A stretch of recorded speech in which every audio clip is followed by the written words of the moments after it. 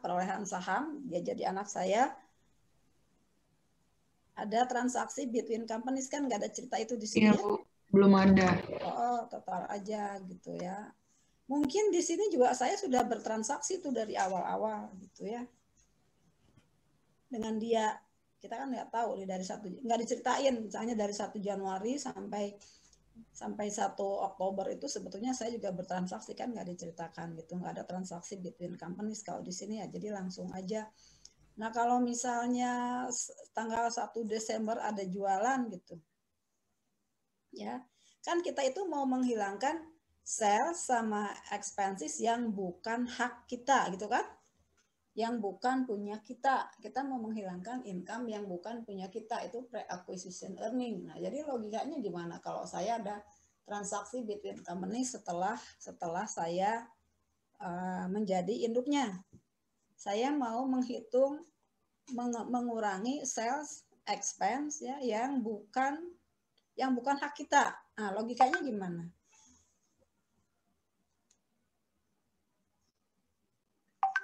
Logikanya gimana?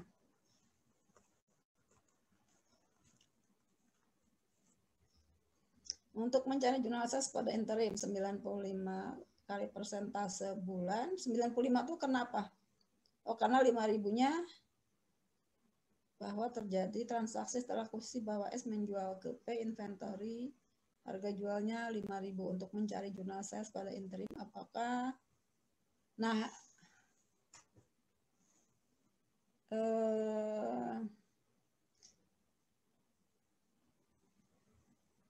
Oke, coba cari pakai pre-acquisition income dulu ya, karena nanti harus sama ya. Kalau kita sih lihatnya di sini mencari sales yang kita keluarkan yang bukan punya kita ya. Iya, Bu. Harusnya tetap masuk sih, tetap masuk aja 100% ya. Masuk nggak? Coba. Sekarang ketika kalian menghitung misalnya unrealized profit, kan nggak ada kaitannya dengan dengan tanggal berapa? Hah? Ya nggak ada. Coba kalau nyari pakai pre-akuisisi berapa? Marcella.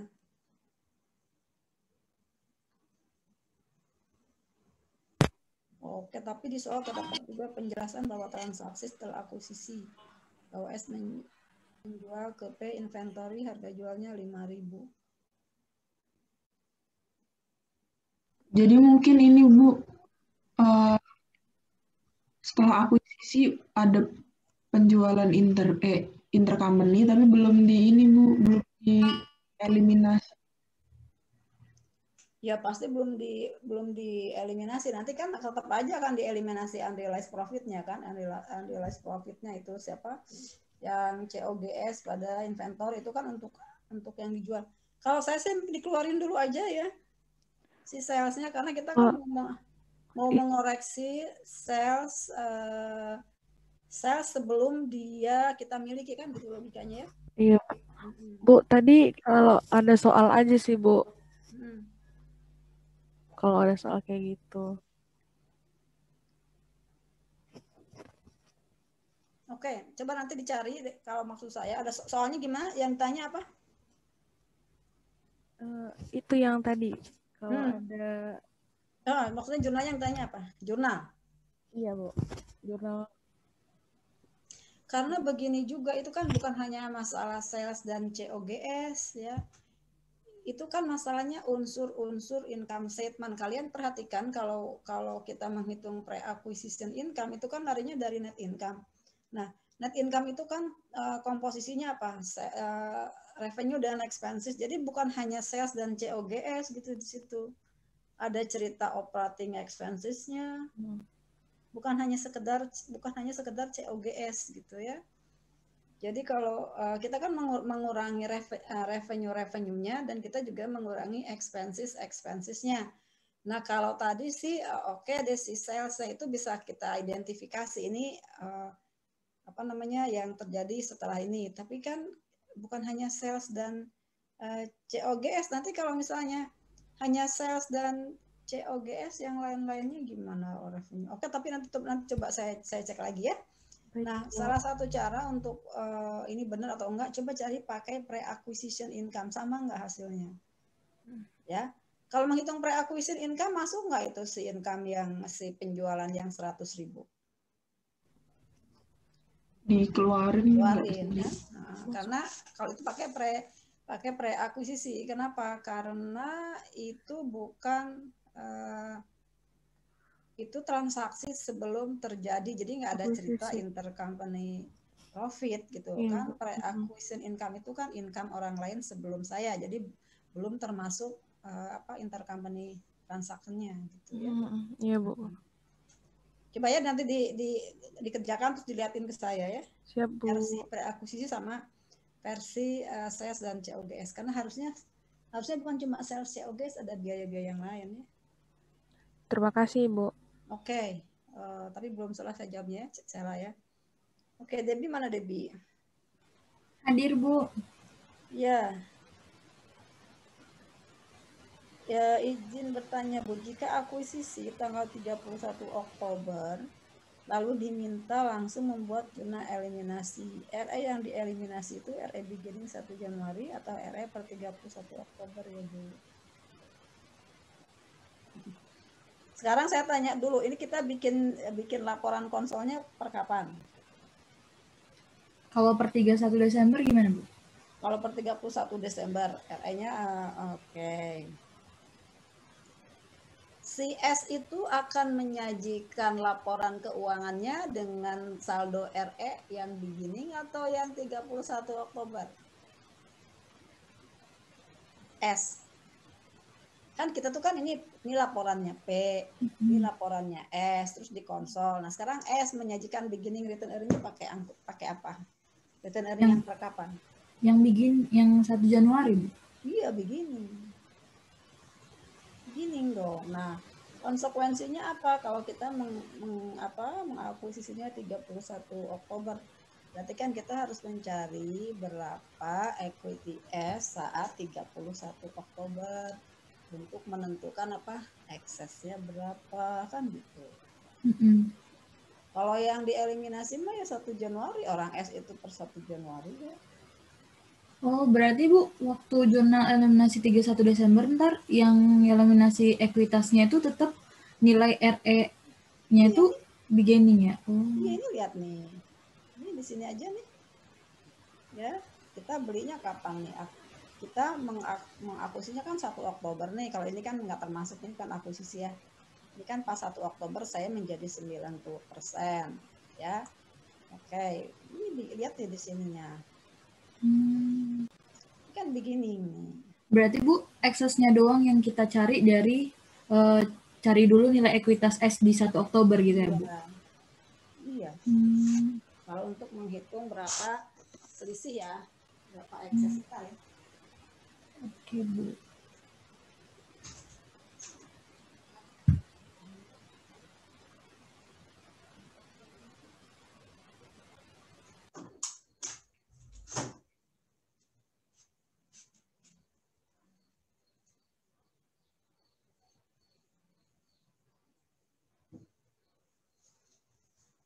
Ya, gimana? Ini lihat nih, dia kan begini. Bu, ya. Bu kalau misalnya kita disuruh buat eliminasinya tanggal 31 Oktober, itu gimana, Bu? Berarti nggak ada eliminasi 31 Oktober.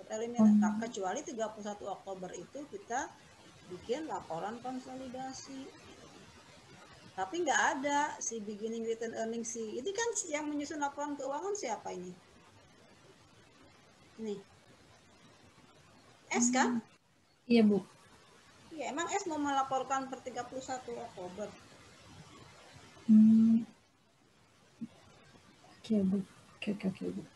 Berarti tetap ntar di 31 Desember RE-nya itu tetap beginning-nya si S, tapi cari eksesnya itu kita ngitung equity S itu di tanggal 1 Oktobernya, Bu. Iya, Oke. gitu kan. Makasih, Bu. Iya. Kalau misalnya ini misalnya nih ya, kita ganti ini adalah worksheet per 31 Oktober misalnya. Di sini tetap beginning RE. Si S itu akan melaporkan saldo awal. Kan laporan keuangan itu kan saldo terdiri dari 3, income statement, terus apa lagi? Statement of return earning sama neraca gitu kan. Income statement ya dari awal sampai ke tanggal 31 Desember. Kalau return earning ya beginning dari Januari ditambah net income sampai Oktober dikurangi dividen kalau ada sama dengan RE per 31 Oktober kan gitu. Ya enggak? Ibu izin bertanya Bu. Kalau ada di buku ajar di materi bab 2 ya, halaman 4 materi bab 3 Bu, halaman 48. Itu kan ada contoh soalnya Permata itu akuisisi 90% saham tanggal 31 Desember 2016. Terus diketahui Bu RE per 31 Desembernya. Nah, di situ jurnal eliminasinya pakai RE 31 Desember Bu. Itu gimana? Soalnya kalau pakai begini nanti nggak balance Bu. Kalau misalnya kita nggak masukin akun pre-acquisition. Ya itu kan karena kita mulainya di situ adalah mulai pada saat kita 31 Desember itu saat mulai gitu. 31 Desember kapan? Kan si S itu kan menyajikan laporan keuangan tuh 31 Desember buat kita kan pada saat itu memulainya gitu. Tadi kan ceritanya bukan 31 Desember. Ceritanya Oktober. Oh, berarti walaupun ini kan 31 Desember Bu. Kan sebenarnya di P juga ada di S-nya itu pasti ada RE 1 Januari juga kan Bu? Di neraca S-nya kan ada RE 1 Januari juga. Nah, tapi kenapa yang dieliminasi itu justru RE 31 Desembernya? Kalau yang kasus ini halaman 48. Di bab berapa? Di bab 3. Bab 3, coba ya, kita lihat dulu.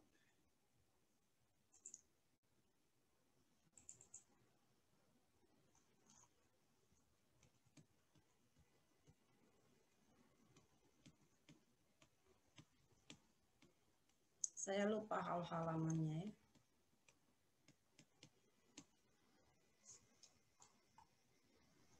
Mbak Milen yang mana ini awal Januari? Di bagian B sih Bu, kalau di bagian apa? B, Bu, urutan pembuatan jurnal eliminasi materi. Di bab 3. Bab 3 kan? Laporan konsol kan? Iya Bu. Nah, tapi yang di share screen masih bab 8.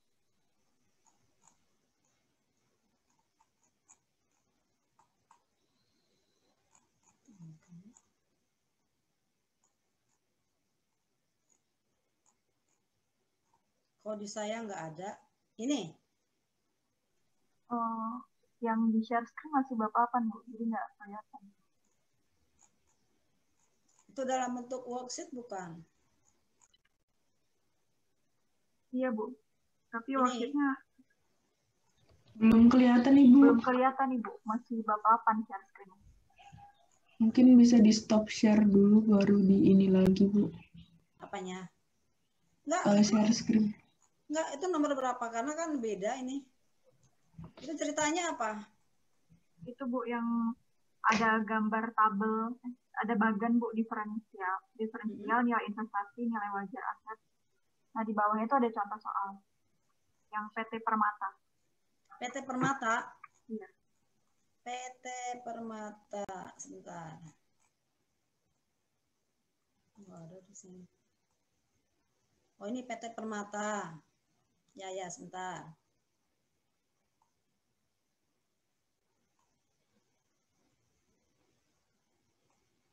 PT Permata. Sekarang kelihatan nggak? PT Permata gitu kan memperoleh kelihatan Sapir pada akhir Desember senilai 360 secara tunai. Equity S saat itu terdiri dari 200.000 dan RE-nya 50.000. Beberapa akunnya nampak sebagai berikut. Oke, terus Bila segera setelah penggabungan usaha tersebut PT Permata menyusun laporan konsol, maka kertas kerjanya akan tampak sebagai berikut. Ya. Coba lihat RE-nya kapan? RE-nya kan 50. Ini kan sebagai beginning. Jadi di sini nggak diceritakan RE-nya itu ada awal, ada akhir. Karena nggak ada cerita net income. Jadi cerita 31, kita beli 31 Desember itu adalah awal buat kita. Kan belum ada cerita net income. Ini lihat ininya. Ini lihat nih, yang ini kan? Oh iya Bu. Oh iya Bu. Ya, ini kan RE 31 Desember. Langsung aja karena nggak ada net, nggak ada income from kan, langsung aja. Kan ceritanya RE itu RE beginning ditambah net income kurang dividen. Nah, ini begitu kita itu belum ada dividennya juga. Kan?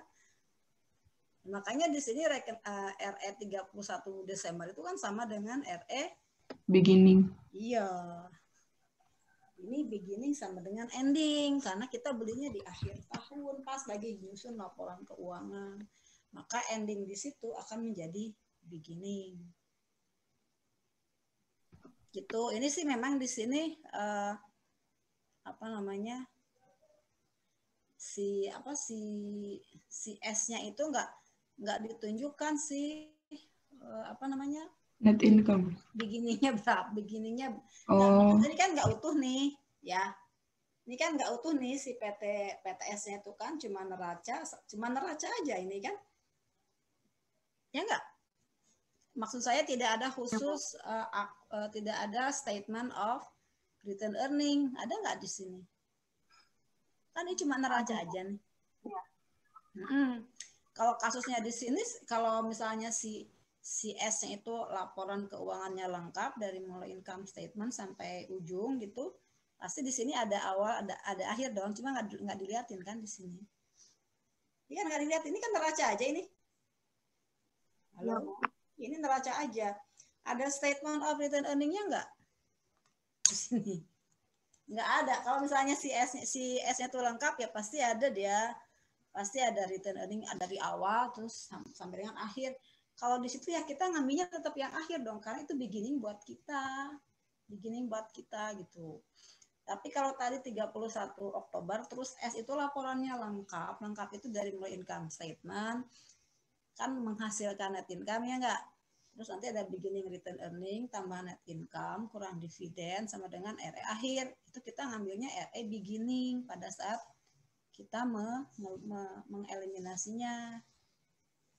Gitu. Ini kalau si S-nya lengkap, kalau S-nya lengkap nih ya, nggak cuma neraca maksud saya, ya kita ngambilnya RE 31 Desember dong. Kalau nggak gitu nanti investmentnya nggak nol. Ya. Halo. Oh iya Bu, berarti kalau misalnya di soalnya cuma diketahui saldo RE per tanggal itu gitu, pakai yang itu aja. Tapi kalau diketahui RE beginning harus pakai RE beginning gitu ya Bu? Iya, jadi oke. Kalau tadi kan ceritanya 31 Oktober gitu ya. 31 Oktober. Nah, itu berarti kan kalau nanti bikin laporan, makanya nanya laporan konsolidasinya dibuat kapan? Kalau misalnya dibuat saat itu juga,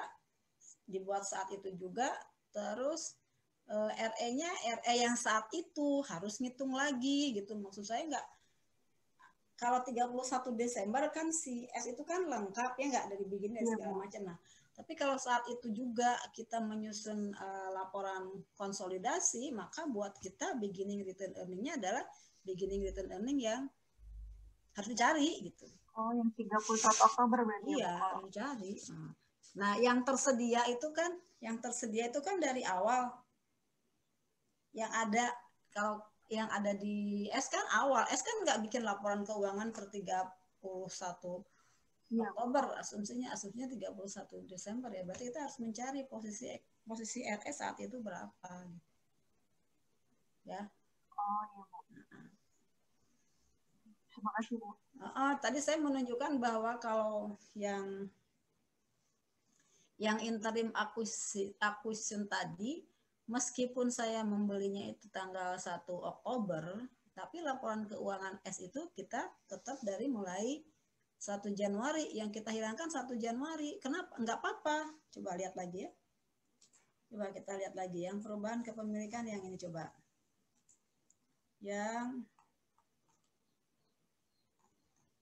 Nah ini ya. Saya kan mulainya 1 Oktober nih.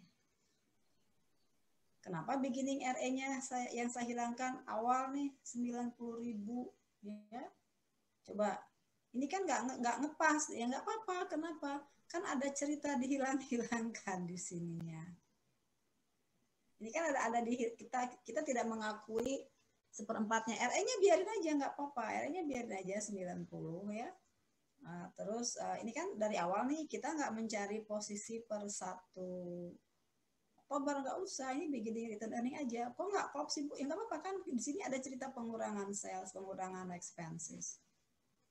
Gitu ya, atau kalau ini 100% kan ada pre-acquisition income. Jadi ketika kita menghilangkan beginning RE yang beginning ya, ini goodwill bukan goodwill beginning kan, ini goodwill 31 per 31 Oktober. Kalau ini kan dari awal sampai akhir juga tetap 100 ya, beginning nggak apa-apa gitu, karena nanti lewat mekanisme kita menghilangkan 112.500, 82.500 itu ini otomatis akan terreduksi gitu. Karena kalian lihat di sini investment in S ini posisi perkapan ini 1 Oktober. Jadi meskipun di sininya beginning 1 Januari dan bukan 1 Oktober nggak masalah, karena saya akan mengurangkan pakai ini nih. Nah, makanya kan di eliminasinya kan bareng kan, sales, RE, ya, goodwill, capital stock, terus di sini ada expenses, gitu ya, investment, dicampur aduk di sini sama NCI. Ini NCI-nya per kapan? Kan bukan per 1 Januari, per 1 Oktober kan? Ini nggak apa-apa, ini 90. Coba lihat. 30. Oke. Gimana, nggak apa-apa? Iya Bu, itu kan kalau 31 Desember Bu. Kalau 1 Oktobernya misalnya kayak di kasus 8 Bu. Coba difotoin deh soalnya ya. Nah, jadi biar saya jawabnya ini lengkap.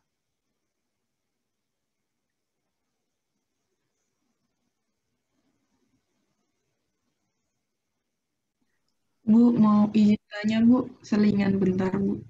Coba. Jadi kalau saat akuisisi itu ada gain bargain purchase itu diakui apa enggak ya Bu?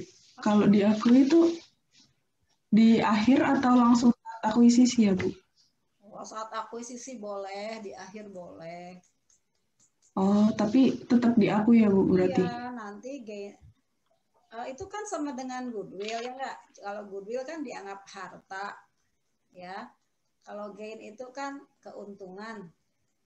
Kalau goodwill kan di debit ya karena harta. Kalau gain kan dianggap keuntungan, langsung diakui ya, dimasuk dong. Di mana letaknya? Di laporan konsolidasi lah ada gainnya. Berarti itu nanti masuk mempengaruhi saldo investment ya Bu? Mempengaruhi saldo investment gimana?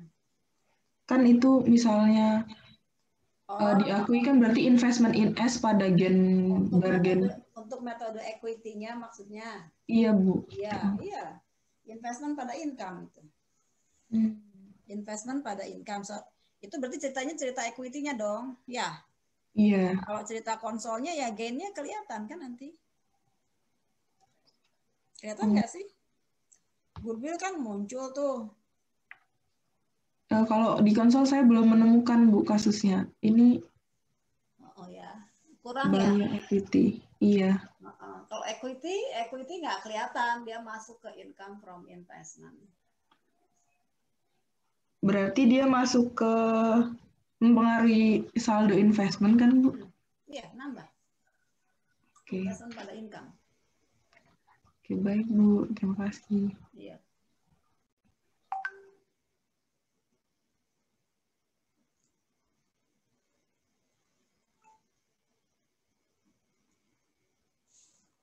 Mana nih?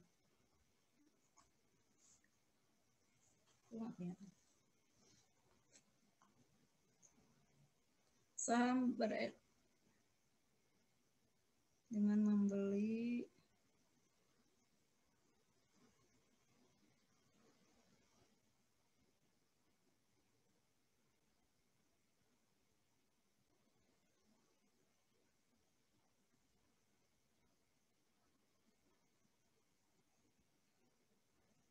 Oke, ini kayaknya soalnya ada yang salah ya. Net income dividennya mungkin bukan 100 juta ya. 100.000 ya. Iya, Bu. Karena di atasnya juga cuma 200.000. Oke, terus yang ditanyakan apa, Neng? Itu bukan jurnal eliminasinya sesaat P memegang kendali. Berarti yang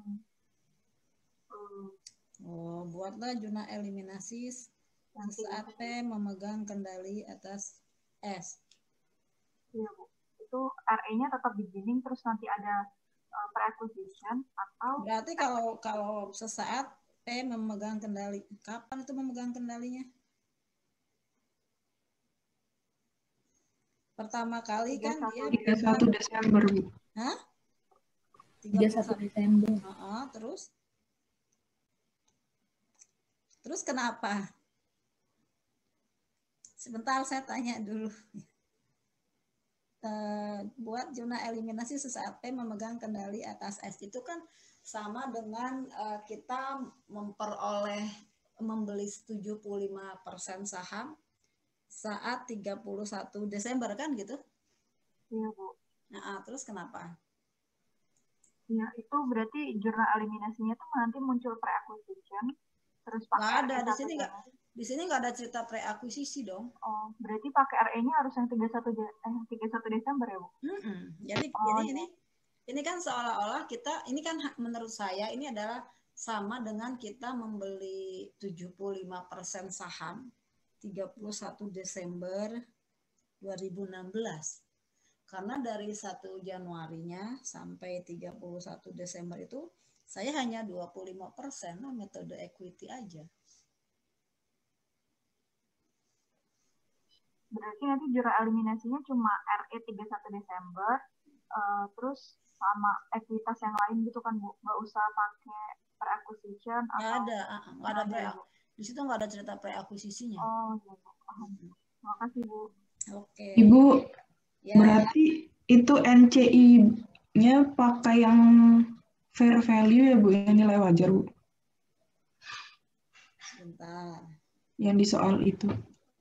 Ya, kayaknya saya pernah, sebentar.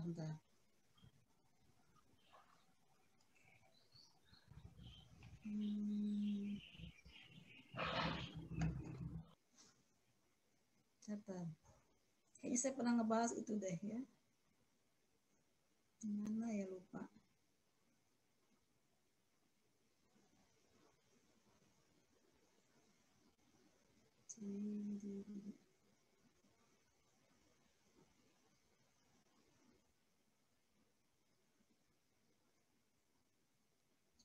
Bentar aja.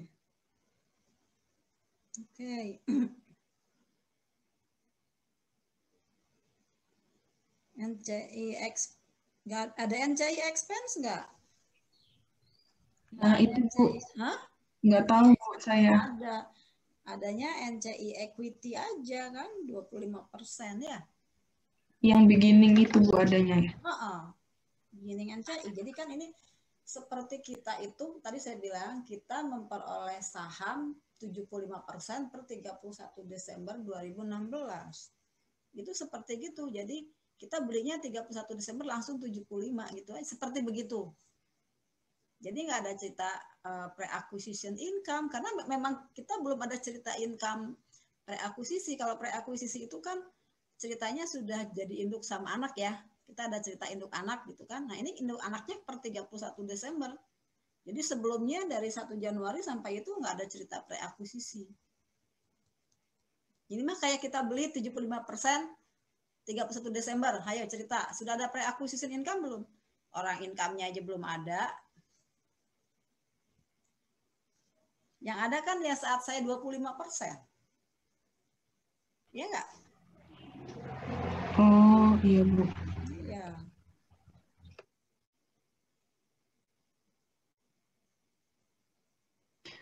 Berarti itu udah diumumin income-nya sebelum kita beli ya, Bu? Sebelum kita Iya akuisisi. dong. Ya sebelum maksudnya gini, kita udah beli pun kan belinya tanggal 31 Desember dong. Kita belum berhak atas 75%. Kita masih berhaknya berapa? Cuma 25 aja ya. Jadi zona eliminasinya gimana? Cuma yang ini aja, Bu, berarti RE, CS, dan Anamor, ya itu goodwill. Gimana, Bu? Goodwill-nya berapa? Goodwill-nya udah ketemu belum? Udah, Bu. Berapa? Di kasus 8 ini, Bu. 687.500. Iya, itu aja. Jadi apa beginning RE-nya berapa? 200. Beginning R 200. Terus common stock-nya? 1 juta. Ya, goodwill-nya 687.500 ya. Terus pada investment in S berapa? Nah, itu, Bu. Saya bingung. Itu NCI-nya pakai diproporsikan atau pakai yang nilai wajar? NCI beginningnya nilai wajar dong, kan tahu nilai wajarnya berapa. Enggak, di sini kita nggak bisa pakai proporsi. Karena NCI-nya tuh punya nilai sendiri. Jadi NCI-nya 500. Berarti NCI-nya 500, investment in S-nya 1.437. Gimana? Balance nggak? Kalau nggak balance. Lebih gede yang mana? Kan jadi bisa ngitung. Tadi investment in S-nya berapa tadi? 1.437.500. 1.437.500. Kalau ditambah 500 berapa? 1.937.500. Oke, selisih berapa?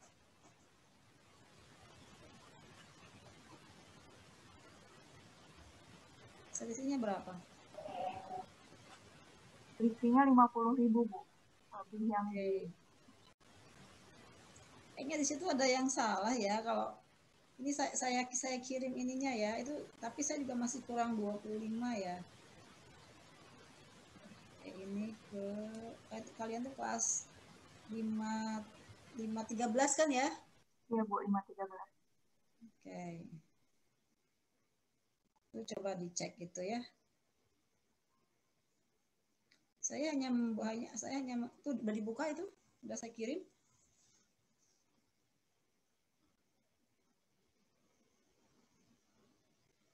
Saya jawabnya seperti itu ya.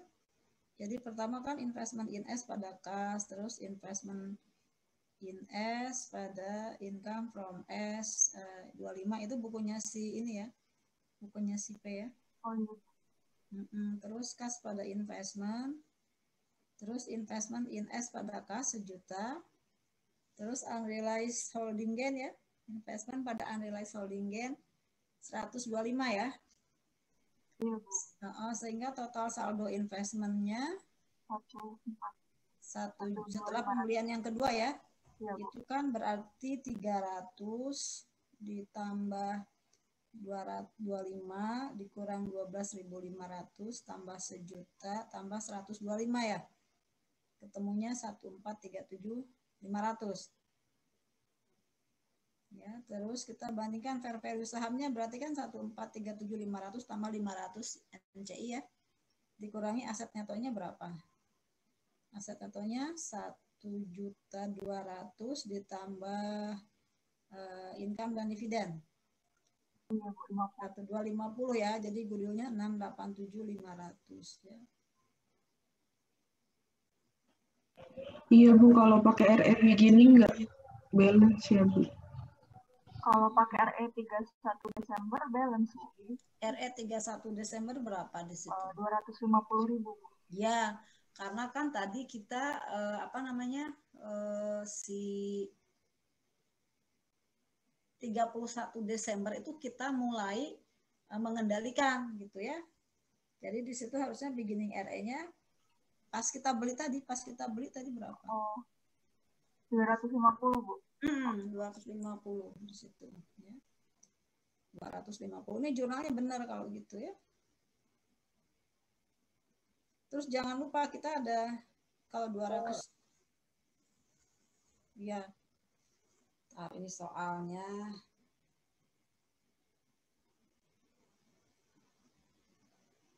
Jadi posisi per 31 Desember itu adalah 1 juta ditambah dengan net income 100.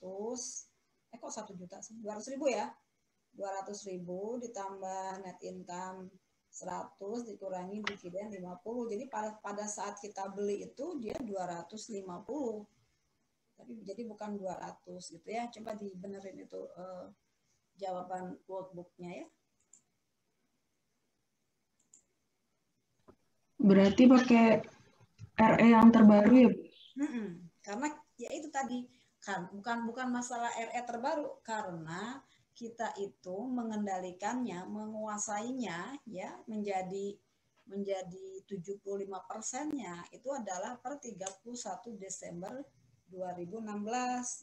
Jadi seolah-olah kita itu membeli saham saham S 75% per 31 Desember 2016. Jadi kayak kita membeli mengakuisisi di akhir tahun. Nah, kalau mengakuisisi di akhir tahun, iya kan?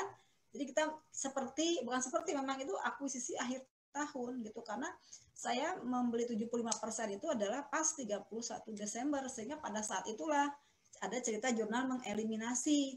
Kalau waktu 25% kan nggak ada cerita jurnal eliminasi kan? Ada nggak? Nggak ada. Iya, nggak ada jurnal eliminasi. Berarti ini beda sama yang pre-akuisisi ya, Bu? Kalau pre-akuisisi di sini nggak ada cerita pre-akuisisi. Nah, iya itu. Jadi RE-nya dia kalau pre-akuisisi kan pakai 1 Januari kan. Maksudnya? RE-nya. Maksudnya gimana? Kalau ada pre-acquisition income, dia pakai RE-nya 1 Januari kan, Bu? Iya, RE-nya per 1 Januari gitu.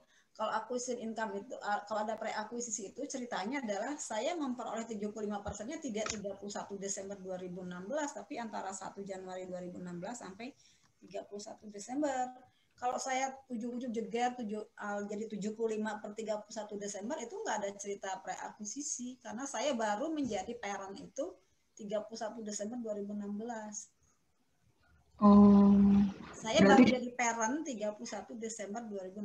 Sebelumnya saya bukan siapa-siapa.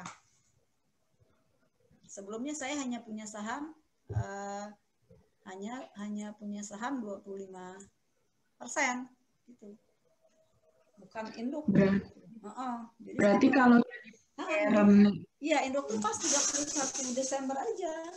Itu baru jadi induk. Jadi kan belum ada cerita pre-akuisisi gitu. Kalau jadi parent-nya misalnya tanggal itu kan berarti beda, Bu, pakai RE-nya ya, Bu. RE-nya Januari. Iya. Kalau misalnya kita bukan 31 tahun, berapa bulan? 11 bulan. Saya sebulan gitu. Karena saya mulai menjadi parent, saya mulai menjadi parent 1 Desember. Kalau ini kan menjadi parent 31 Desember. Jadi belum ada cerita pre-akuisisi. Gimana orang saya sudah dapat income belum? Income sebagai parent. Belum. Saya income sebagai apa gitu ya? Oke, tadi worksheet-nya diperbaiki ya.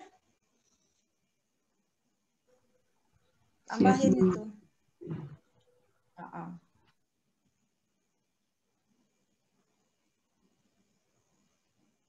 Kalau yang jurnal income itu perlu dieliminasi juga ya, Bu? Yang 25.000. Iya. Coba sebentar saya cek lagi ya. Ini ada di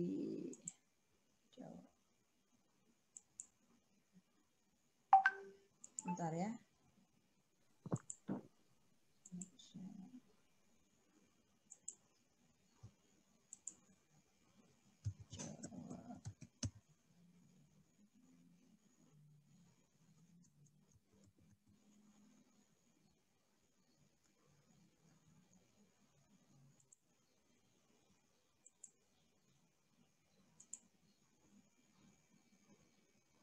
Oke, itu aja yang tadi sebentar. Tadi kan saya di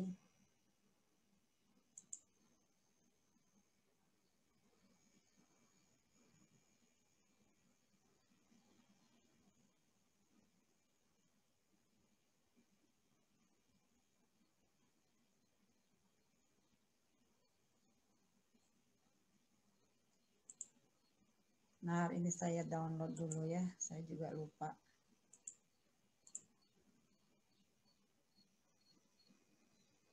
Oke, di situ Excel-nya diganti, itu berarti bukan 200.000, tapi di situ 250.000 ya. Oke, di sini 14 pas ya. Si investmentnya 1437.500, berarti di sini tidak ada income tidak ada income investment, maksud saya tidak dieliminasi ya. Oh iya, Bu. Yang income-nya tadi tidak dieliminasi gitu. Si income-nya akan ada aja masuk dia. Jadi nanti di dalam laporan konsolidasi akan ada income from investment. Jadi seperti ya saya dulu punya investasi, jadi income from investment, jadi tidak dieliminasi. Tapi beginning RE-nya yang menjadi 250. Udah oke? Oke, Bu. Ini saya forward lagi kalau gitu ya. Tadi di mana saya suka lupa itu tadi. Naroknya. 14. Sekarang jam berapa sih? Jam 12. 14.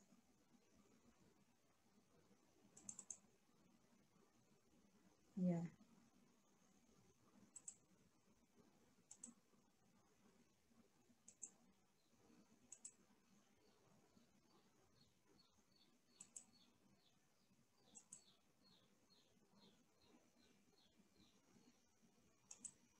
Coba dicek lagi, itu udah benar belum? Nah, harusnya sudah benar yang kedua ya. Jadi investmentnya tidak diapa-apakan, ya, tapi beginning area-nya ya. Oke.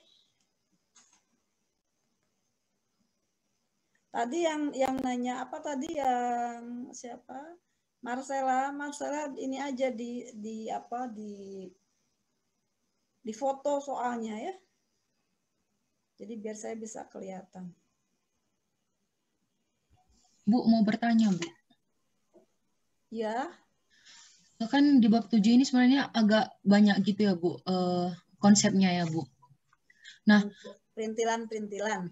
Iya, Bu. Nah, sebenarnya, Bu, kalau untuk mencari nilai perusahaan itu nggak, Bu, konsep saya, Bu. Jadi, kalau misalnya mencari nilai perusahaan itu, dia itu kalau misalnya nggak dikasih tahu berapa fair value NCI-nya, berarti kita pakai implied value. Tapi kalau misalnya dikasih tahu fair value NCI-nya, berarti tinggal pertama kita beli ditambah fair value NCI gitu, Bu. Iya. Jadi harga cost kita sebagai parent itu kan fair value ya, fair value CI kan, parent kan CI kan, controlling interest. Ditambah dengan fair value NCI. Jadi kalau BIMS itu kan dianggapnya disederhanakan ya, bahwa harga saham CI dan NCI itu sama aja gitu. Prakteknya tuh nggak kayak gitu ya. Prakteknya tuh nggak sama gitu. Mungkin bisa yang punya kita lebih tinggi, bisa yang punya NCI yang lebih tinggi jatuhnya per lembar sahamnya. Kan kita belinya 70% kan kayak beli gelondongan ya, itu bisa lebih mahal, bisa lebih murah, tergantung sih, bisa lebih murah. Kalau saya kan beli banyak, mungkin tetap diskon gitu ya. Bisa juga lebih mahal dari NCI. Karena ini perusahaan istimewa loh gitu ya, lebih mahal dari NCI, bisa juga. Jadi tadi kalau tidak diketahui ya kita mencarinya implied. Kan implied kan, NCI nggak diketahui, ya udah kita anggapnya sama dengan kita. Jadi kita nggak nanya-nanya itu fair value-nya berapa, nggak nanya, nggak nyari informasi. Ya udah pokoknya sama aja dengan kita. Jadi implied aja 100%. Terus Bu, kalau misalnya gini Bu, sebenarnya itu kalau untuk kan saya bingung ya Bu. Sebenarnya itu ada step acquisition sama pembelian tidak mempengaruhi kendali, Bu. Nah, kalau misalnya step acquisition itu berarti dari ke signifikan, ke kontrol gitu, Bu. Tapi kalau misalnya dia tidak mempengaruhi kendali, berarti awalnya kita kontrol, tetap kontrol gitu, Bu. Soalnya kan beda itu jurnalnya, Bu. Iya. Berarti pas gitu. Beda. Yang beda. Maksudnya pas nggak, Bu, yang saya pikirkan, Bu? Kalau dari konsol ke konsol, itu kan kita mencari berapa sih nilai investasi yang saya beli. Tadi misalnya saya sudah punya 60%. Terus saya beli lagi 20%. Kan bayar ya. Saya bayar kan. Beli investment lagi. Kita nggak bisa langsung investment pada cash sebesar yang dibayarkan. Kenapa? Karena kita harus mencari tahu carrying value dari skala lebih mahal, berarti saya harus mendapat paid in capital. Karena seperti saya membeli saham punya saya sendiri, ya enggak? Itu berarti kan meskipun si itu kan, ya, makanya berarti selisihnya itu nggak boleh soalnya laba rugi. Berarti meskipun di soalnya nggak dikasih tahu kita beli di NCI, misalnya gini kan, Bu, jadi pemilikan kita itu ada 60%, Bu. Beli itu hanya 2 ya, ke bursa, artinya ke saham yang sudah beredar atau ke perusahaan. Maksudnya beli saham NCI ya ke bursa dong, ke orang. Jadi si S-nya nggak ngeluarin saham lagi, itu maksudnya. Jadi si S itu jualannya, jadi nggak lewat perusahaannya, tapi lewat NCI-nya kan. Oh. Maksudnya kenapa disebutkan dari NCI? Artinya saya nggak beli ke perusahaan. Saya nggak beli ke S. Kalau beli ke S kan S akan mengeluarkan saham baru. Jadi jumlah saham yang beredarnya berkurang. Ya saya belinya dari mana? Dari NCI dong, ya kan? Kan dia mereka yang megang. Lewat apa ya? Lewat bursa lah. Jualannya di bursa kan namanya PT, perseroan terbatas sahamnya. Ya bisa aja sih langsung beli dari orangnya juga bisa. Tapi itu untuk membedakan, saya nggak beli ke perusahaan. Perusahaan nggak menerbitkan saham lagi gitu. Konteksnya itu. Si bingung soalnya kan, Bu, waktu misalnya ngerjain soal gitu ya, Bu. Nah, waktu saat ngerjain soal ini, dia dikasih tahu gitu, Bu. Jadi kepemilikan kita pertama itu 60.000. Terus kita mau beli lagi gitu, Bu, 15.000. Nah, setelah dibeli lagi 15.000, tapi dia ngasih tahu fair value NCI, Bu. Value NCI. Nah, saya awalnya itu buat pakai itu, Bu, apa? Saya pikir kayak kepemilikan bertahap, Bu. Jadi pakai saya hitung lagi berapa value yang bersisa gitu, Bu. Tapi ternyata saya lihat lagi contoh soal yang di buku Ibu, itu kalau misalnya dia nggak merubah kendali, itu langsung dari fair value NCI-nya aja gitu, Bu. Dan itu langsung mempengaruhi additional PIC-nya gitu. Kayak kadang terbalik, Bu, masih, Bu. Enggak. Kalau kita beli dari NCI, kita harus menghitung berapa nilai selembar saham NCI carrying amount-nya. Itu kan dimulai dari beginning. Iya, Bu. Beginning kan di dalamnya fair value, karena pertama kali dulu kan. Pertama kali kan. Pertama kalinya si pertama kali yang mana? Yang mana? Yang 420, ingat nggak? Yang 720 dan ingat, Bu. Ya, pertama kalinya 420 kan. Kita bergerak dari situ pertama kalinya. Awalnya waktu saya beli dia nilainya berapa? Yang ada 720 dan 420. Awalnya dibeli 720 tapi nilai wajar NCI-nya 420. Ya, kita bergerak dari situ pertama kali. Terus selama tahun berjalan, S-nya apa namanya? Sebentar ya, ada azan dulu. Bentar.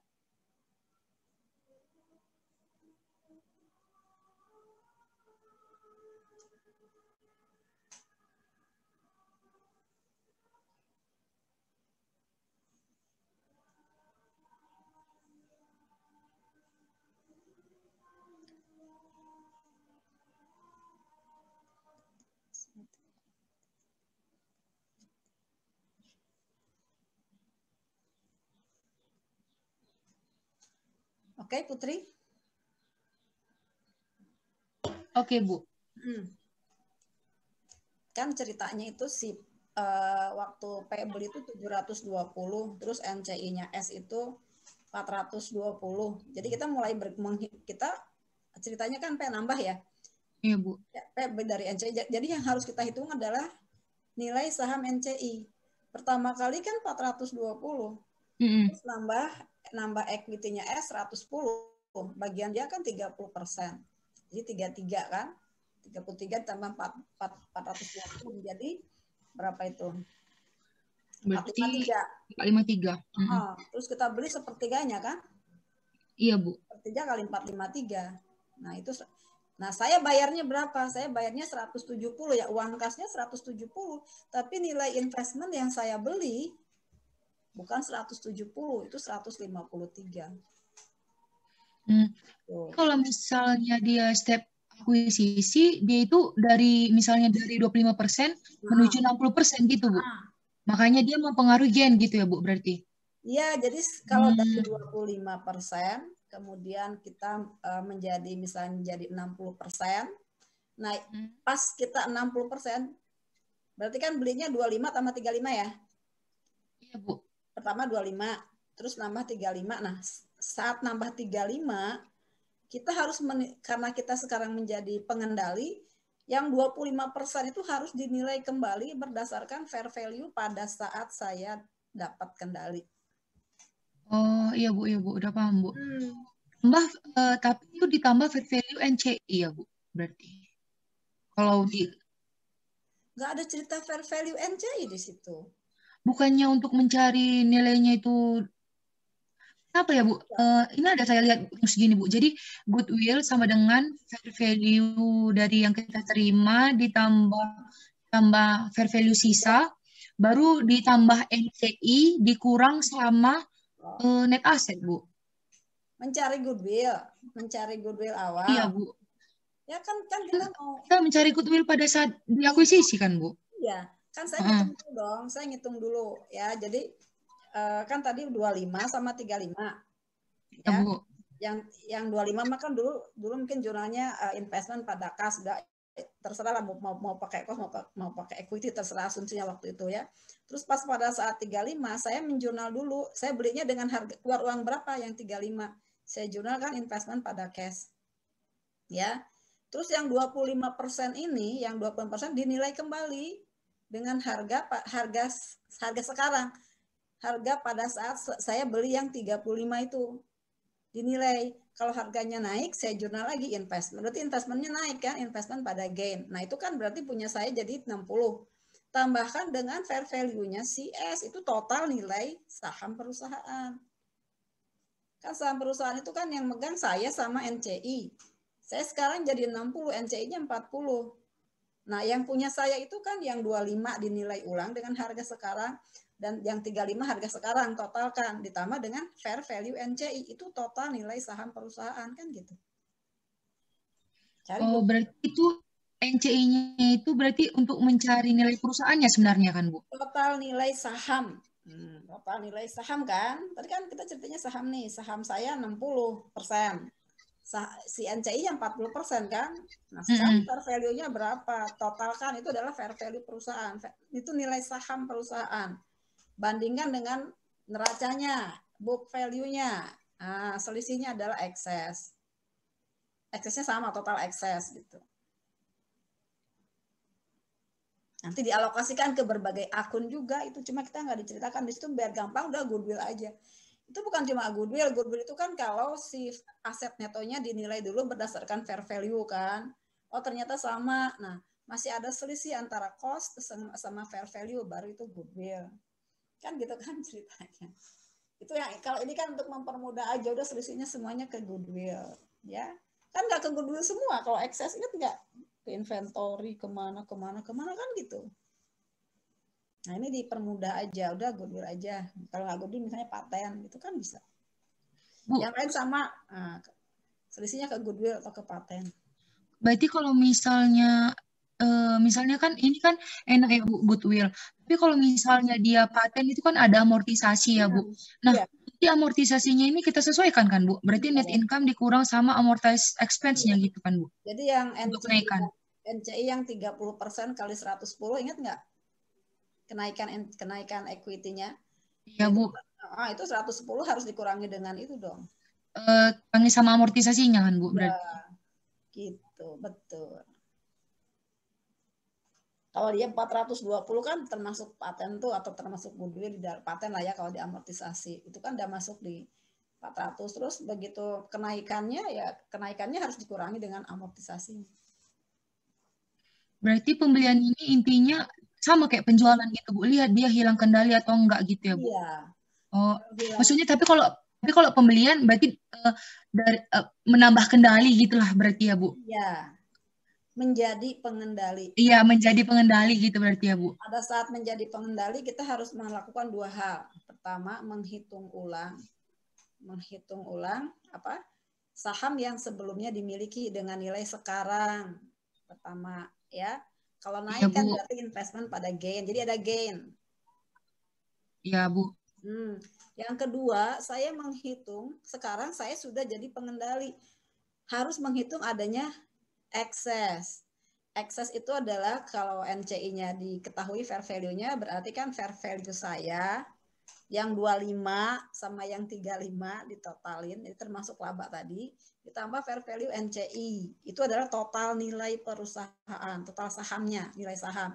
Dikurangi dengan book value, itu adalah excess. Excess-nya bisa kemana aja tergantung soal. Gitu buat ya. Kalau saya belinya sudah 60%, kemudian saya beli lagi. Ya. Itu saya nggak perlu menghitung 60% fair value-nya berapa, enggak, ya. Kalau udah 60%, saya beli 10% lagi, hitunglah yang 10% itu nilai carrying amount-nya berapa. Itu kan punya NCI ya. Kalau punya saya kan CI 60. Iya, Bu. Yang NCI 40. Nah, hitung dia tuh carrying amount-nya pantas nilai tercatatnya dia itu berapa, saya bayar berapa. Nah, selisihnya bukan laba rugi, tapi selisihnya adalah paid in capital. Paid in capital. Ya, dianggap sebagai transaksi ekuitas.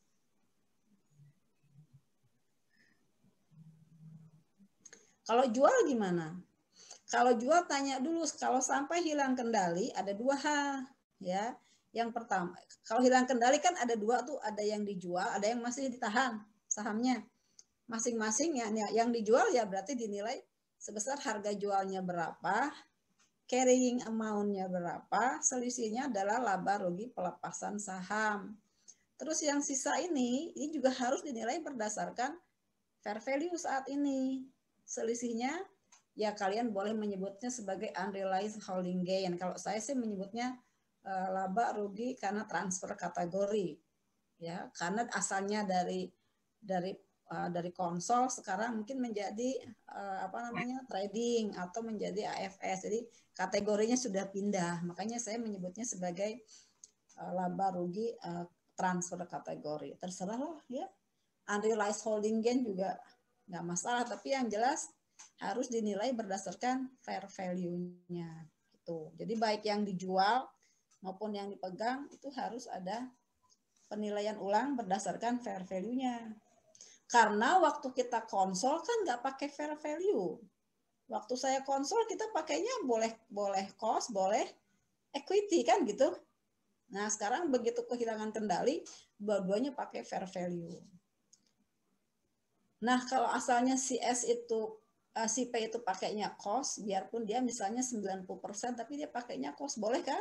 Boleh ya, kalau nggak cost kan equity. Terus dijual, maka dia harus di-equity-kan dulu ya.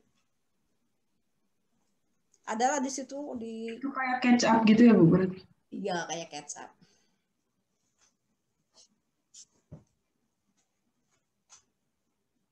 Oke, kita lagi. Kalau dipakai tanya jawab cepet ya. Kalian nanti ada kuliah lagi nggak? Ada Bu, Ada Bu. Jam 2. Ada Bu. Jam 2? Iya. Oh. Terima kasih banyak ya Bu. Makasih Bu. Ada lagi gak? Ibu boleh bahas soal UAS tahun lalu Bu? Ya boleh, coba dilihatin aja. Tapi saya nggak megang soalnya. Oh iya Bu. Jadi kalau mau ya difotoin ya. Saya nyari filenya, apalagi kan ini kan kemarin ganti laptop, nggak tahu di mana ya.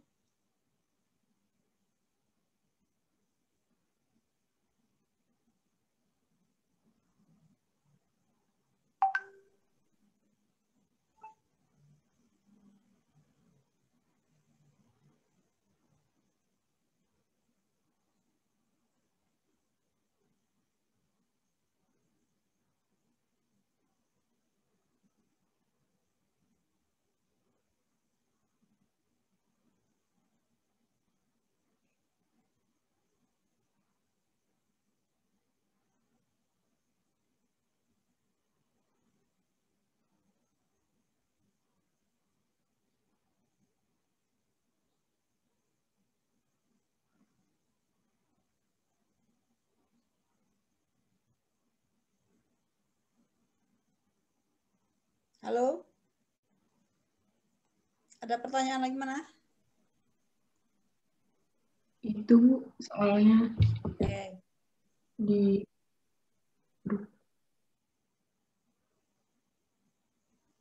PT Pendekar telah ini ya worksheet ya. Telah melakukan akuisisi 1 Januari seharga 760.000 untuk mengambil alih 80% kepemilikan. Saat itu equity-nya oke 800. Berarti totalnya berapa itu? Ada ekses enggak? Nilai wajar beberapa aset yang teridentifikasi pada saat akuisisi adalah persediaan under value, peralatan under value, sisanya dialokasikan ke goodwill. Kalian biasa aja, ini berarti berapa ini? 100/80 ya. Kali 760 berapa? Total nilai perusahaannya. Ini yang disuruh apa sih? Worksheet kan? Cari ekses dulu, 100/80 kali 760 berapa itu? 76 dibagi 8 berapa? 950.000 Bu. 950.000. Terus itunya berapa? 800 ya. Berarti total eksesnya 150.000 kan? Dialokasikan kemana aja ini? Persediaan 30.000. Terus peralatan 50.000. Totalnya berapa ini? 80.000. Jadi goodwill-nya berapa? Halo? Nilai? Yang lain nyimak juga dong. Goodwill-nya jadi berapa? ini lagi ngitung. Oke. Tadi 100/80 dikali 760 katanya 950. Benar nggak? Benar Bu. 100 dibagi 80 dikali 760 sama dengan 950. Terus equity-nya berapa? Equity saat itu 800 kan? Ya Bu. Ya, dikurangi 800. Sama dengan total eksesnya 150 kan? Oke, 150 dialokasikan kemana itu? Ke persediaan. 30 ke peralatan. 50 kan under value ya? Peralatan 50. Sisanya goodwill. Jadi goodwill-nya berapa? 70.000. 70. Nah, itu biasanya kalau itu aja biasanya sudah dapat poin ya. Tapi persediaan itu terjual tahun 2017. Ini kita ceritanya di 2018 ya.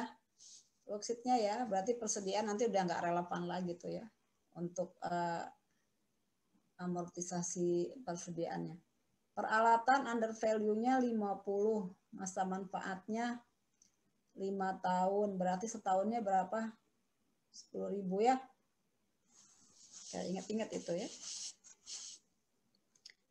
Terus diketahui pada saat akuisisi laba ditahan PT Pendekar 500 dan net income-nya. Bu, kalau di Excel boleh nggak Bu? Biar nggak itu Bu. Biar nggak itu Bu. Berapa? Biar nggak perlu ngingat-ngingat Bu. Jadi udah kelihatan gitu di Excel-nya Bu. Oke, sebentar. Kalau gitu saya harus buka dulu ya. Iya Bu. Biar nggak usah hafal-hafal lagi Bu. Makasih banyak, Bu. Enggak, maksud saya gini, ini kan saya gampang cuma tinggal cari jawaban ya. Maksud saya yang kalian yang susah apanya gitu loh. Karena ini waktunya cuma tinggal setengah jam. Kalau apa harus karena ini kecil harus baca lagi. Mendingan kalian tuh yang ininya apanya gitu loh, yang menjadi ini kan nggak bisa digedein nih di Excel-nya juga. Maksud saya ininya loh, ini kan nggak bisa di Excel. Karena kalian kan foto ya, bukan file gitu kan. Kalau file kan bisa saya buka di Excel. Halo? Ya Bu. Kalau tadi kan emang saya Excel, ini bisa saya pindahin ke Excel nggak filenya? Enggak, Bu. Enggak, makanya kan susah. Oke. Nggak cukup ininya waktunya kalau untuk setengah jam ya.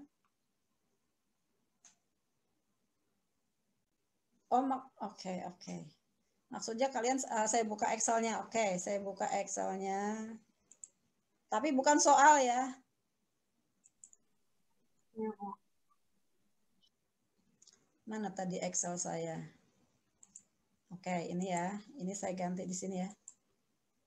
Jadi kita buka ini di sini.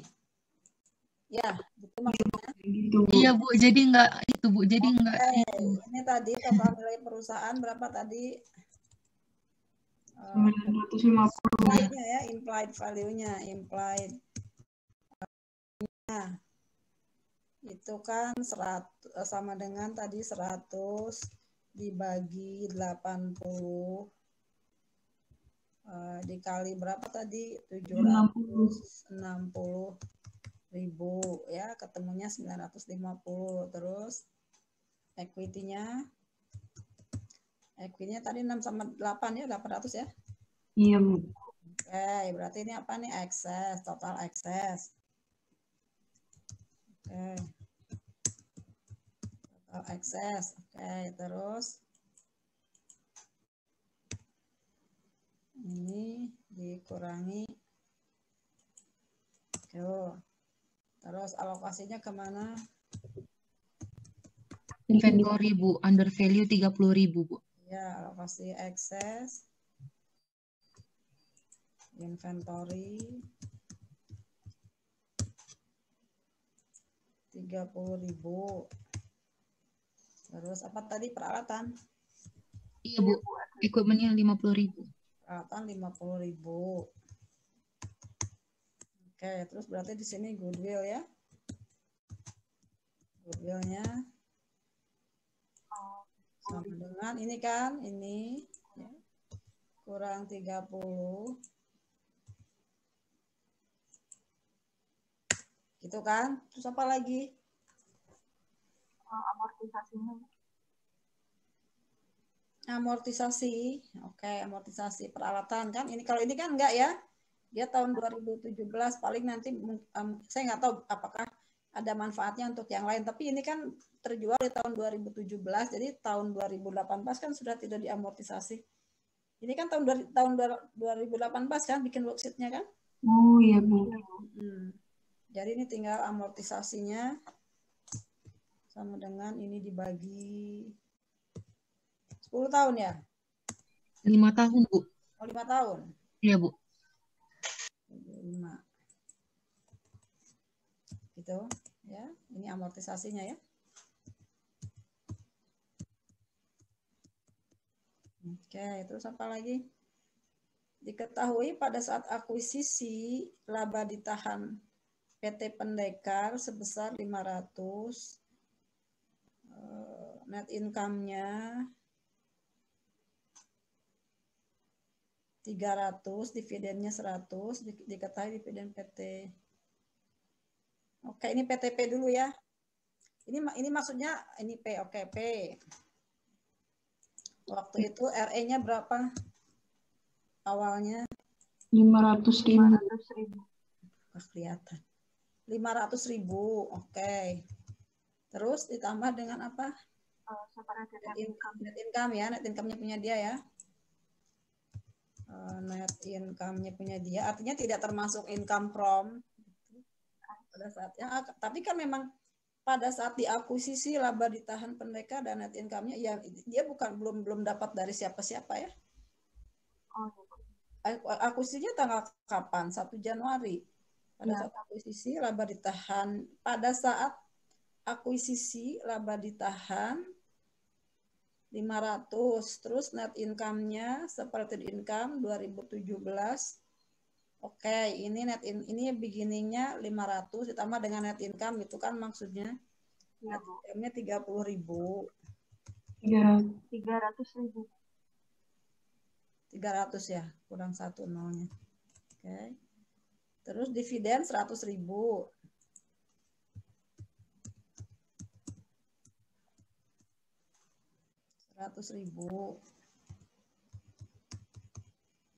Terus apa lagi? Berarti ini apa ini? RE lagi ya? 31 Desember. Ya, sama dengan RE ditambah net income dikurangi dividen gitu ya. Terus yang punya siapa ini? Punya si P ya? Si S. Punya si S RE-nya berapa? Itu pakai yang beginning tadi, Bu. RE-nya diketahui, Bu, kalau yang punya S. Punya S kan udah tadi ya, yang 600 dan 200 ya. Oke, ini untuk apa sih informasi ini? Untuk worksheet-nya, Bu. Karena RE-nya kosong. Dikosongin. Tapi jadi kalian sudah bisa ngisinya kan? Iya, Bu. Itu ya. Perlu dimasukin dividen lagi juga ya? Nah, ntar dulu ya. Pada saat akuisisi itu pada tanggal 1 Januari 2017. Ini kan kita mau mengisi beginning RE per 31 Desember 2017 ya. Iya, Bu. Income-nya kan belum termasuk income from S. Iya, Bu. Tergantung kita pakai cost method atau equity method. Di sini cost method, Bu. Cost method? Iya. Kalau cost method dividennya udah ini belum, dividen dari P masuk nggak? Kan harus masuk dong. Net income-nya ini kan belum termasuk nih. Ini berarti harus nambah dong dividen income-nya. Maksudnya net income dari ES ya, Bu? 2017. Belum, Bu. Ini masih seperti net income, Bu. Belum termasuk dari... Tadi dimintanya pakai apa? Cost method atau equity method? Cost method. Cost, Bu. Kalau cost method kan berarti cuma tinggal nambah dividen income dong. Iya, Bu. Dividen income dari S berapa nih? Tahun 2017. 30.000, Bu. Kali dividen from S. Berapa dividen from S-nya? 30.000 kali 80%. Oke. Sama dengan 30.000 dikali 80% gitu kan? Berarti ini saldo apa ini? RE beginning RE, ya beginning 2018 ya. Sama dengan ini ditambah dividen income ya. Kalau tadi kan net income punya sendiri tuh, kan harus ada dividen income-nya. Dividen income kan bukan punya sendiri, tapi dari investment-nya. Udah ketemu? Kalau metode cost kan gampang. Kalau metode equity berarti harus mencari income from tahun 2017 ya. Kalau income from kan berarti tadi, kalau income from ya, kalau equity ya, berarti itu masih di sini net income, di sini bukan dividen from S, tapi income from S. Income from S-nya berarti nanti 80% kali net. Dikasih tahu nggak net income-nya? Nggak ada, Bu. Nggak ada, berarti oke. Kalau nggak ada fine ya. Kalau nggak ada harus. Bukannya itu bisa dicari ya, Bu? Soalnya dikasih tahu si S ini punya RE-nya 320.000, Bu. RE awal kan dikasih tahu 200.000, Bu. Berarti nanti dapat net income-nya, Bu. Iya, dicari lah. Ya. Iya, Bu. Kalau pakai, ntar dulu, saya nggak kelihatan soalnya. Kecil. Diketahui saat akuisisi laba ditahan PT. Oke, diketahui dividen PTS 30.000. Oh, itu nanti bisa kelihatan dari itunya, dari worksheet-nya ya. Dari worksheet nanti bisa kelihatan ya. Iya, Bu. Dari RE akhir ya. Iya, Bu. RE akhir terus dikurangi dengan dividen. Jadi kan biasanya kan RE awal ditambah dengan net income kurang dividen sama dengan RE akhir, sehingga kita bisa tahu itu dividennya berapa, terus income-nya berapa ya. Tapi kan nggak ditanya ya, karena kita pakainya metode apa? Cost. Bu. Oke. Terus informasi tambahannya apa? Persediaan PT Satria seluruhnya berasal dari PT Pendekar. Downstream atau upstream? Downstream ya. Ibu Ya. Yang tadi net income-nya S gimana Bu cara ngitungnya Bu? Net income-nya S. Oke, Jadi saya itu harus kan lihat ini. dikosongin RE-nya juga. Net income-nya S. Oke. Kelihatan. Net income S di sini ada beginning return earning 1 Januari kan? Ada Bu. Terus yang ini 1 Januari 2018. Terus yang 1 Januari 2017 kan tahu tadi 200 kan?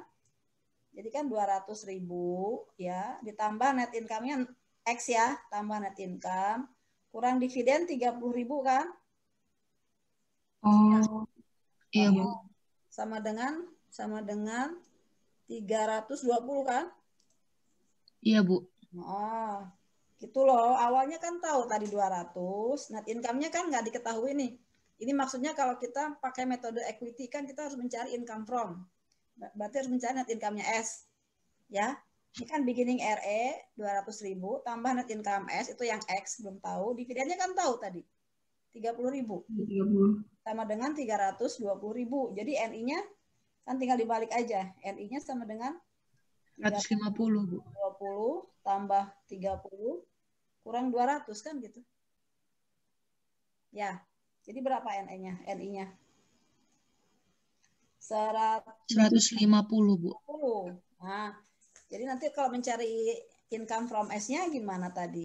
80% kali 150 terus dikurangi itu tadi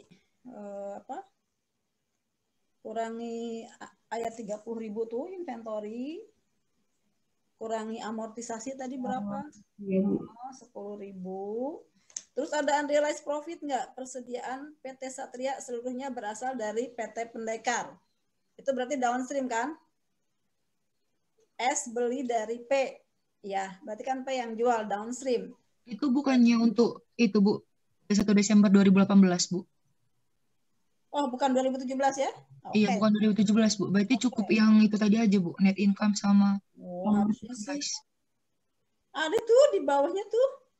Sisa persediaan tahun 2017 pada PT Satria yang dibeli dari PT Persada senilai 75.000 telah selesai dijual. Nah, ini ada nih, ada unrealized profit dong. Oh, berarti yang 75.000 itu berarti dibuat juga berarti ya Bu, dikurangi ya, juga ya. Untuk posisi 2017 kan sisa persediaan tahun 2017 pada PTS kita sepakat tuh ini downstream kan? Ya, yang Bu. Dari PT Persada senilai 75 telah selesai dijual, berarti waktu 2017 ada unrealized profit dong. Nah, unrealized profitnya berapa? 25% dikali 75.000. 25% kali 75. Jadi 2017 nanti ada. 2017 kan dimasukin dong. Kalau unrealized profit berarti dikurang tadi ya 80.000 dikali 150, 80% kali 150.000 kurang 30.000 kurang 10.000 amortisasi tutup terus dikurangi dengan unrealized profit 2017. Kan downstream. Kalau downstream kan 100%. Jadi 25% kali berapa tadi? 25% kali 75 ya? Ya Bu, dikali 75 Bu. Berapa itu? 18.750 Bu. 18.750. Ini unrealized profit. Gitu ya. Ibu, mau mastiin Bu, kalau misalnya nanti di soal kan dia nggak cuma dari harga jual ya Bu. Kalau misalnya di soal dia bilang gini Bu, 20% dari COGS. Terus dia ngasih tahu persediaan akhir. Berarti itu 20/120 dikali persediaan akhir kan Bu? Iya. Tapi kalau dikasih tahu harga jual, langsung. Misalnya marginnya 20% dari harga jual, berarti tinggal 20/100 dikali persediaan akhir kan Bu? Iya. Oke Bu, makasih Bu. Oke. Udah ya.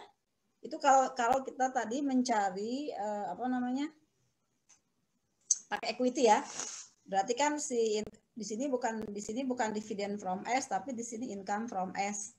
Kalau pakai metode equity. Ini karena kita pakai metode cost, Cuma dividen income aja yang kita masukkan, ya. Oke. Terus apa ini? Persediaan PT Satria seluruhnya berasal dari PT Pendekar. Ini 2018 ya. Mengenai marginnya 25% dari harga jual. Oke, sekarang kita lihat dulu. Penjualannya nggak kelihatan. Salesnya sama COGS-nya berapa tadi? 236, 254. Ya. Oke, jurnal eliminasinya gimana?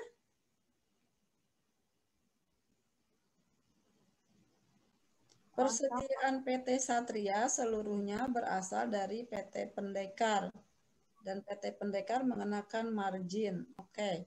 Dalam penjualan PT Pendekar terdapat penjualan kepada S 300. Jadi jurnalnya gimana tadi? Sales pada COGS 300. Oke, saya tulis lagi di sini.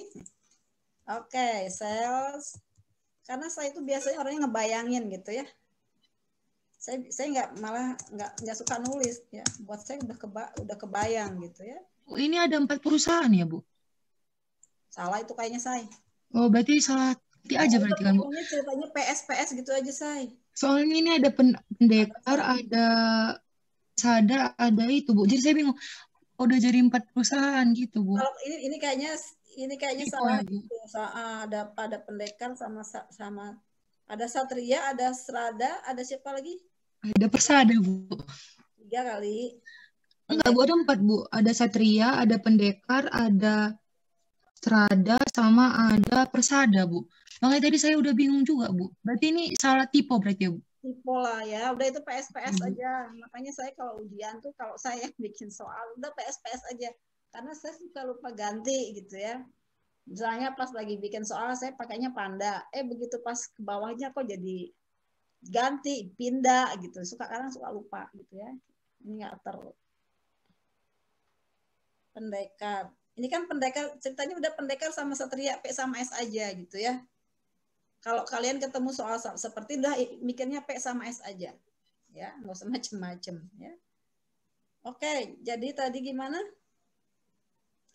Tadi baru sales berapa itu? 300.000. Sales pada COGS 300.000, Bu. Ya, 300.000. Terus apa lagi? Ada yang belum terjual nggak tahun ini? Ada, Bu. Dari inventory. Oke. Terdapat penjualan, oke udah. Terus sisa persediaan tahun 2017 senilai 75.000 telah dijual di 2018. Tadi gimana tadi? RE pada COGS. RE pada inventor. Pada COGS. Ini yang realistir dulu tadi. Ya, Bu. RE pada COGS. RE pada COGS. RE pada COGS yang itu loh yang 75.000. 75.000 kali berapa tadi? 25%, Bu. 25. Ya.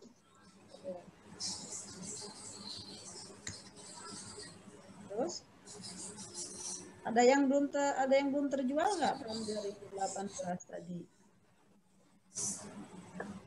Ada, Bu, dari saldo inventory.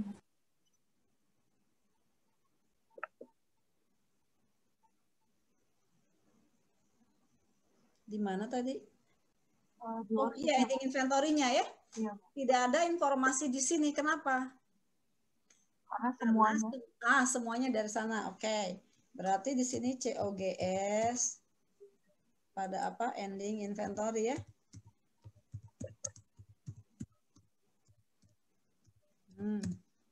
Kita lihat lagi di worksheet-nya, inventory-nya berapa itu di neraca itu. 120 ya? Iya, Bu. Sama dengan 120.000 dikali berapa persen? 20, 25? 25, Bu. Gitu.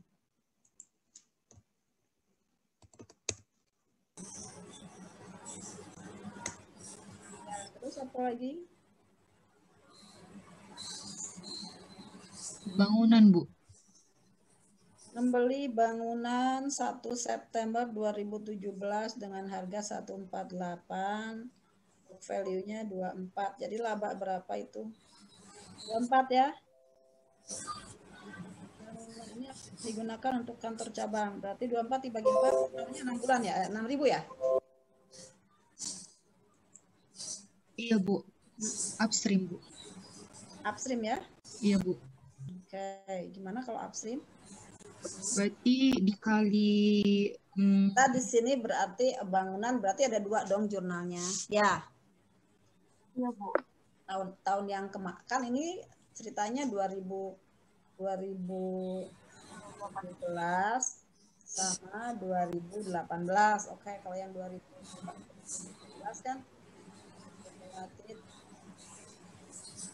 depreciation ya, pada apa? Ada depreciation expense. Ada depreciation expense. Berapa tadi? 6.000, Bu. 6.000. Ya.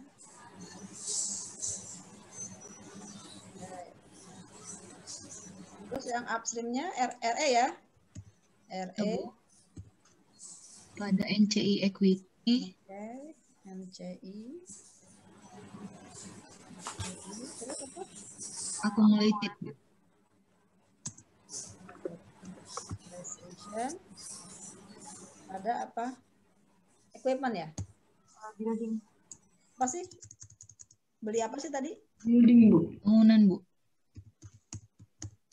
Berapa labanya tadi? 24. Iya, Bu. 24. Oke, tadi kita dari 1 September ya? Iya, Bu. September, Oktober, November, Desember. 4 bulan. 4 bulan ya. Jadi sisanya berapa? Jadi di sini berapa ini? 2.000, Bu. Akumulasinya berapa? Berarti 6.000 dikali 4 per 12. 4 per 12 dikali berapa tadi?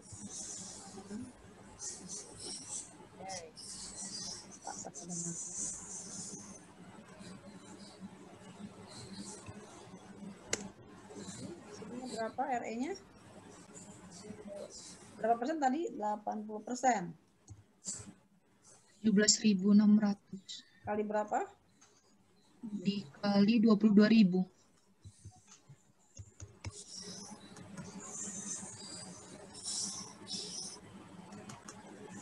Ya. 20%.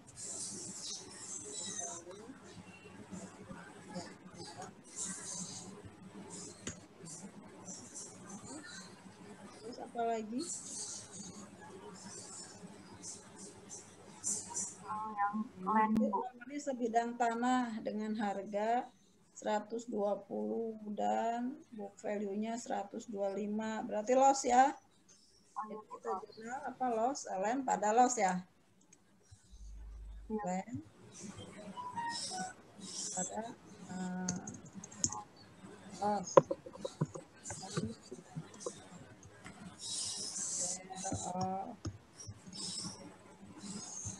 Land gitu ya.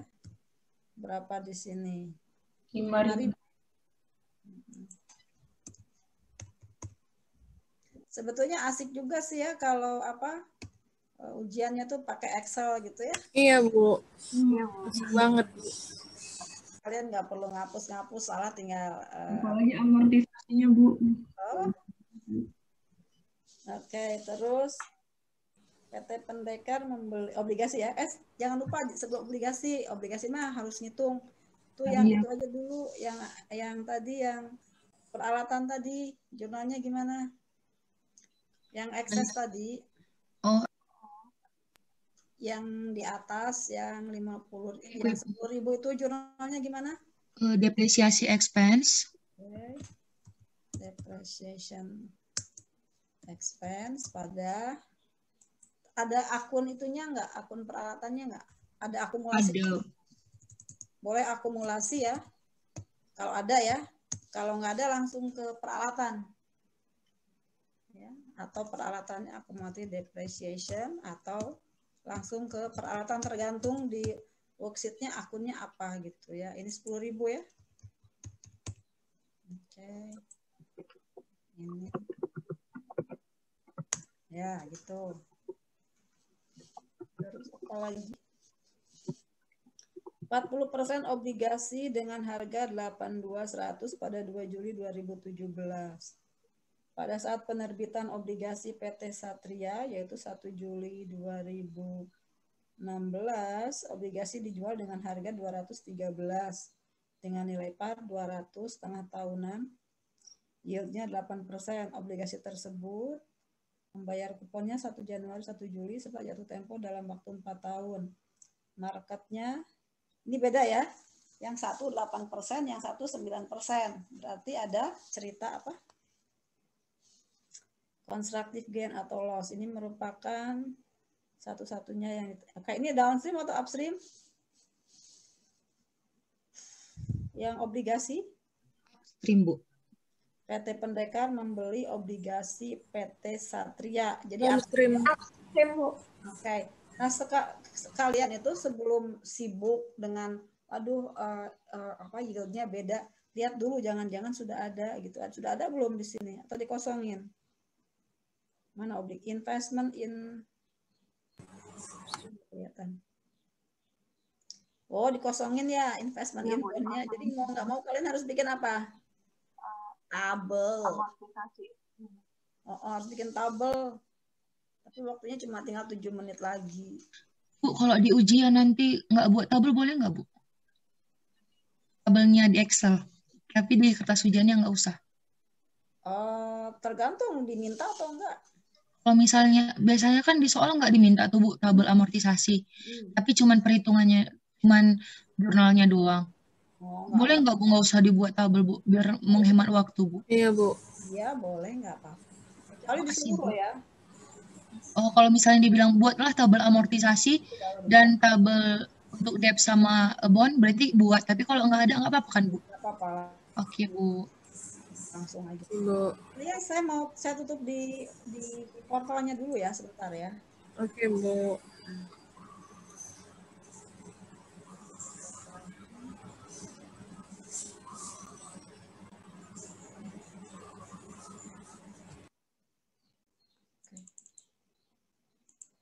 Nggak mau. Ntar kalau 5 menit sudah boleh nutup. Kadang-kadang saya suka lupa nutup.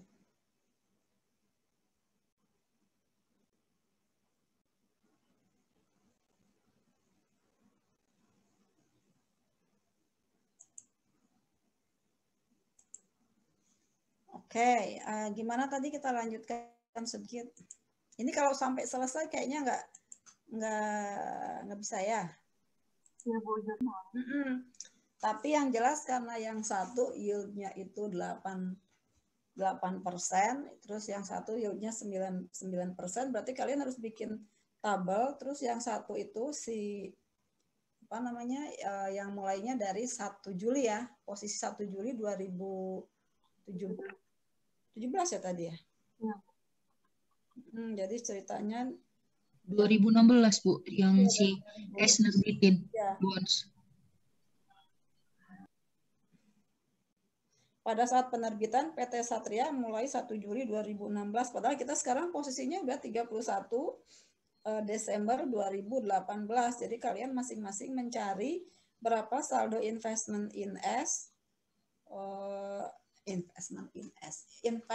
bond dengan bonds payable posisi per 31 Desember 2018. Jadi jangan lupa ya, bergeraknya beda ya. Yang satu mulai 1 Juli 2016, yang satu mulai 2 Juli 2017. Jadi mau nggak mau cari posisi per sekarang, per 31 Desember 2018 dari tabel yang kalian buat di Excel, terserah lah ya. Nanti kalau mau ya Milen atau siapa gitu, liatin aja itunya ke saya. Nanti saya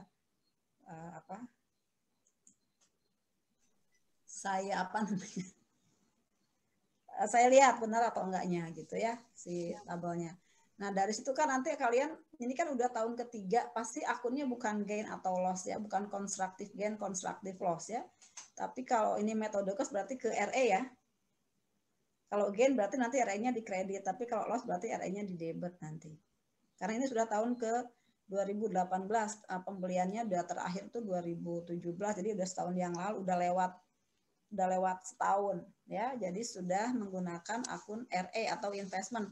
Karena yang diminta adalah metode cost, berarti kita pakainya RE. Upstream ya. Nah, kalau upstream tadi gimana? Misalkan saya nggak tahu, saya belum ngitung gain atau loss. Udah ada yang ngitung belum? Gain atau loss? Hah? Milen? Gain, Bu. Gain. Tapi kalau gain kan berarti kan jurnalnya gini, bonds payable, ya, pada investment in bond, pada RE, pada NCI. Karena upstream ya. Terus interest revenue, pada interest expense, pada RE, pada NCI. Gitu jurnalnya nanti. Ya. Nah, tapi persisnya berapa? Kayaknya waktunya habis. Gimana, mau lanjut? Kan kalian harus sholat, harus makan, harus siap-siap kuliah lagi. Ya, nanti sudah, gampang lah ya. Nanti saya kalau sempat, karena saya harus ke kampus, ada yang harus saya kerjakan di kampus. Nanti saya buatkan yang tadi ya. Ya. Iya, Bu. Terima kasih, Bu. Terima kasih ya, Bu. Foto dulu boleh. Miran, kalau worksheet-nya mau diisi ya berarti soalnya bukan di foto ya. Iya, Bu. Nanti saya kirimkan. Ayo. Saya susah nyarinya ya Miran, karena kemarin ganti laptop. Jadi saya nggak tahu lagi. Pokoknya kemarin pindah-pindah gitu aja. Udah nggak tahu filenya di mana gitu. Mungkin saya punya ya. Ini soal kapan ini? Soal tahun lalu, Bu. Tahun kemarin atau kayaknya bukan tahun kemarin deh. Tahun lalu, Bu. Tahun kemarin, Bu. Tahun kemarin persis. Iya, 2020. Nanti saya kirimkan ini, Bu, ada format worksheet-nya. Karena kalau kirim filenya dan baru, saya gampang ngebukanya, tinggal saya download dari situ kan gampang.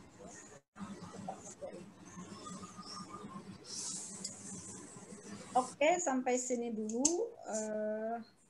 Bu, foto dulu, Bu. Foto dulu ya. Ya, foto dulu lah kita, Bu.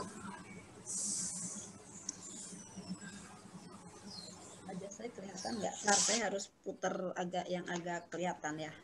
Backlight, Bu. Ya? Iya, harus kena cahaya tadi backlight. Ya, emang sengaja saya nggak mau kelihatan mukanya ya. Padahal kan kami mau lihat Ibu. Nggak mau kelihatan tua maksudnya ya.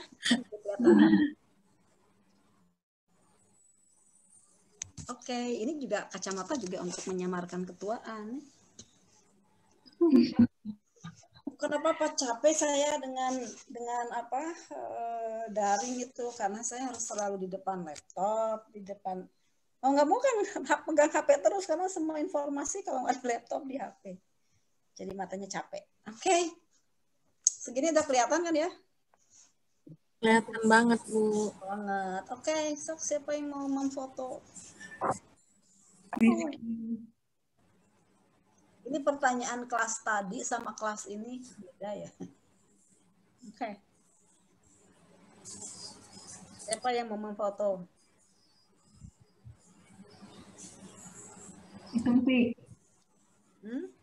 Vicky, Bu. So. Saya, Bu. Bentar nunggu yang lain juga, Bu. Ibu, soal UAS-nya nanti lebih mudah tahun ini apa tahun kemarin, Bu? Apanya? Soal UAS, Bu. Nggak tahu. Swear, saya nggak tahu. Saya yang tahu Dosko. Jadi memang tidak di-share ke para dosen, karena dosennya kan sekarang banyak banget. Jadi, Ibu nggak nyumbang soal, Bu? Nyumbang dong. Nyumbang. Susah nggak, Bu? Biasa aja ya. Soal apa, Bu? Susah buat kami. Kan nggak tahu, kita kan yang diminta semua dosen kan diminta bikin soal. Yang keluar yang mana nggak tahu, itu suka doskonya aja yang ngerti. Saya nggak lihat soal terakhirnya seperti apa, nggak lihat. Swear, beneran. Tanya Bu Diah kalau nggak percaya ya. Ya, sayang sekali. Nggak tahu. Udah yang penting tuh kalau mau ujian itu adalah berusaha dan berdoa. Itu aja. Jangan tidur larut malam kalau mau ujian. Ujiannya jam berapa? Jam 7:30, Bu. Jam 8. Ya, apalagi ujiannya pagi. Jangan suka begadang. Nanti pagi-pagi ngeblank kalau malam kurang tidur. Ya. Saya emang nggak pernah belajar kalau mau ujian. Tidur, makan. Sama, Bu. Iya. Karena belajarnya udah. Saya tiap hari belajar. Ya. Jadi nggak panik kalau mau ujian, biasa aja. Gitu. Milen banget, Bu. Milen banget ya, milennya. Yudis juga, Bu, Yudis. Yudis juga, Bu. Yudis jalan-jalan, Bu. Iya. Anak saya juga dulu waktu di sini karena anak saya sekarang nggak di sini. Kalau mau ujian saya bawa ke salon gitu. Entah ya, Bu. Iya. Jadi dipijit gitu kan, kepalanya enak. Santai, jadi relax. Udah, foto ya. Ayo, foto ya. 1, 2, Ini kenapa? Ini apa ini? Terserah dulu, Bu. Terserah dulu mau gimana. Ya udah, ayo. Yuk. Tangkep ya, Bu. 1, 2, 3.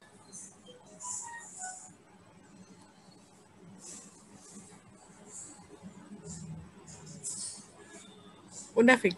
Hah? Sekali lagi. Oke. Lagi, Bu. Oke. 1, 2, 3.